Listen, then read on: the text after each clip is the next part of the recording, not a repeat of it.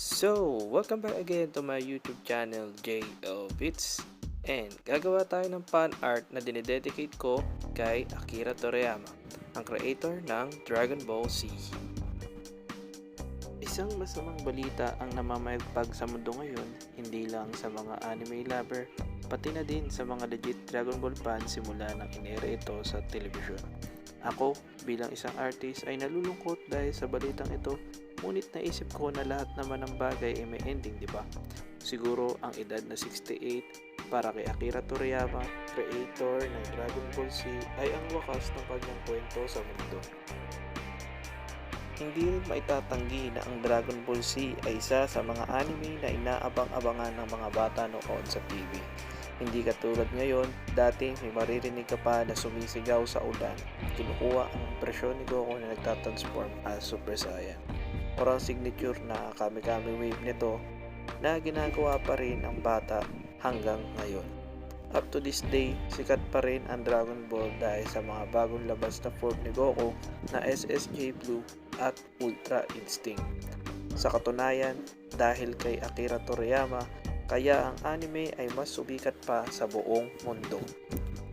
Dahil sa humor at mga makulay na karakter dito sa Dragon Ball Z, kasama na ang bida na si Goku at kasama ang kanyang best friend na walang ilong na si Krillin at isama pa ang kanyang kaibigang blue-haired na babae na si Bulma, ay nagsimula ang lahat sa paghahanap ng Dragon Ball, isang bolang kristal kung saan pwede kang humiling ng kahit ano. Kung tatanungin mo ako ano ang naging formula ng Dragon Ball Z para sila ay panoorin pa rin mula noon hanggang ngayon, ito ay dahil sa kanilang mga fighting scenes, astig at maangas na techniques, skills and ability in forms of martial arts. Sa power scaling naman, napakalakas ng mga Dragon Ball characters. Meron tinatawag na planetary, continental, at country level. So sa mga anime, importanteng malaman ang mga scaling ng power levels. So ang power scale level ng Dragon Ball characters ay universal threat kasi kaya nilang sumira ng planeta, galaxy, at universe. So narinig nyo naman yung una, fighting scenes. Yung sumunod, yung power scaling. At ang pangatlo ay ang plot twist. Kung makikita nyo sa Dragon Ball, o mapapanood pala ninyo sa Dragon Ball, laging merong plot twist. Yung mga kalaban nagiging kampi nila para labanan yung mga final bosses. Gaya na lang ni Vegeta na una nating nakita sa mga unang episode ng Dragon Ball. Naging kalaban muna siya bago naging kampi ni Goku para matalo lang si Frieza. Pero dahil sa mga matitinding nangyari at naging Super Saiyan si Goku, natalo niya si Frieza nang ganun-ganun lang. Isa pa sa mga nagustuhan kong formula ng Dragon Ball ay yung character development.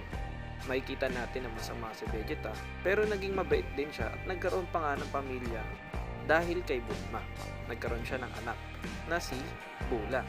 Ngayon, si Yamcha din, kung matatandaan niyo, naging kalaban din ni Goku yun nung unang episode.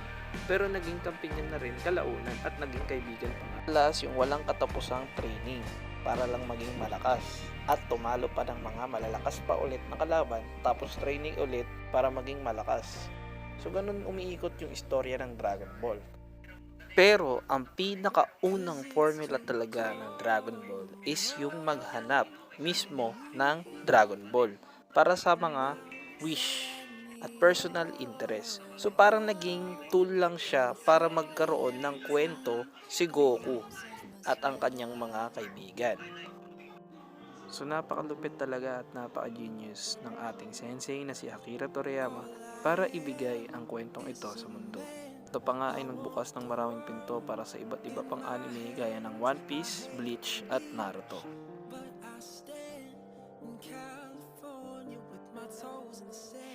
Use the sleeves of my sweater, let's have an adventure.